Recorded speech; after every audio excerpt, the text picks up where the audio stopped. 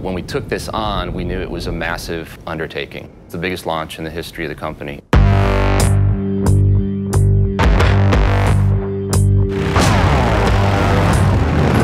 One of the primary ethoses that we follow is form follows function, but both report to emotion. You have to really look at every element of the motorcycle and execute it in a way that speaks to our ethos, which is authenticity, 115 years now of legacy.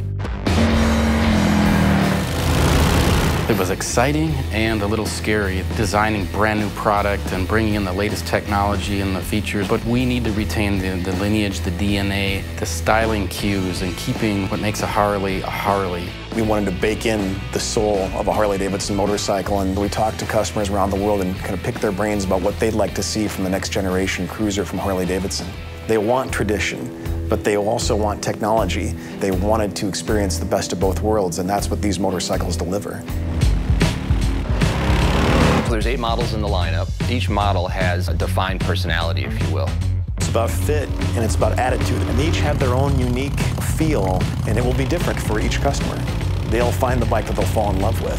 These are game-changing motorcycles. Everything about these motorcycles is an improvement over what our current bikes are. People's minds are blown.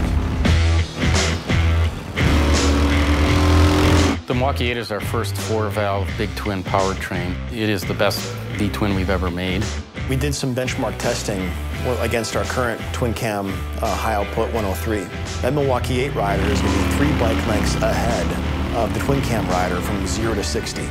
From 60 to 80, you gain another bike length. It's a substantial difference in terms of acceleration and power.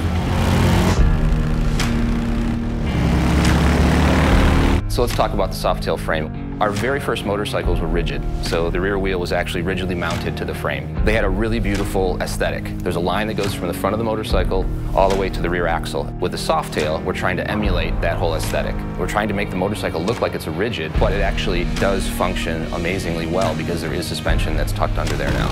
When they see them for the first time, they'll appreciate the style, but when they experience the goodness of a lightweight, awesome handling Softail chassis, I can't wait for people to ride them.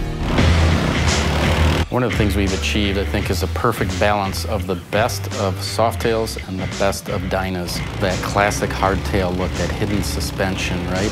But we've also brought in the best handling. We've married the look and the performance into one architecture that will serve all the customer needs. Most bikes have lost in the range of 30 pounds. The bikes feel lighter, they're easier to move around in your garage, more nimble, more flickable when you're on the road. These are the best cruiser bikes that Harley's ever built. It's amazing, absolutely amazing, the work that's been done and what we've achieved, because the bikes are beautiful, they're executed just in such a premium way.